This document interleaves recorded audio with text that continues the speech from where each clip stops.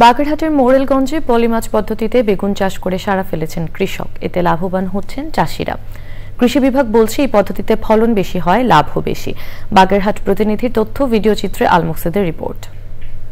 এই ঈদে জামা জুতো অ্যাকসেসরিজের ডিসকাউন্ট।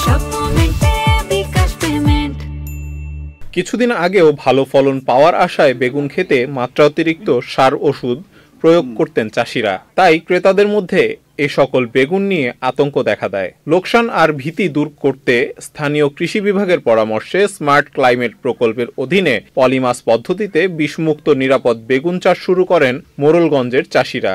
অল্প জায়গার ভিতরে আপনার এই চাষ করে সফলতা পাইতেছে, আমিও পাইছি এবং সবাই উদ্যোগ নিতেছে। পলিমাছ পদ্ধতিতে একই ক্ষেতে একসাথে 5 ধরনের সবজি চাষ করে অধিক ফলন পাওয়া যায় বলছে চাষিরা।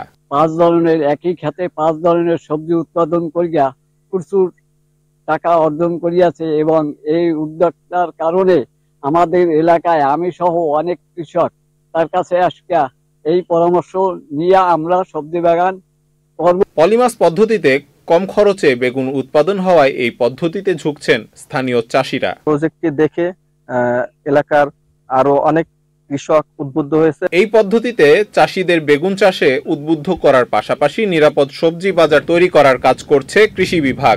পরিমাণে বেগুন এতে হচ্ছে পলিমাছের মাধ্যমে যদি আমরা চাষ করি তাহলে আমাদের অনেক টাকা সাশ্রয় হয়। সেক্ষেত্রে কীটনাশক কম লাগে, মাটির রস ধরে রাখে, মাটির পুষ্টিগুণটা ধরে রাখে, গাছ সম্পূর্ণ পুষ্টিটাই পায়। পলিমাছ পদ্ধতি সারা দেশে ছড়িয়ে দিলে একদিকে যেমন নিরাপদ সবজি পাবে দেশবাসী, অপরদিকে লাভবান হবে কৃষক।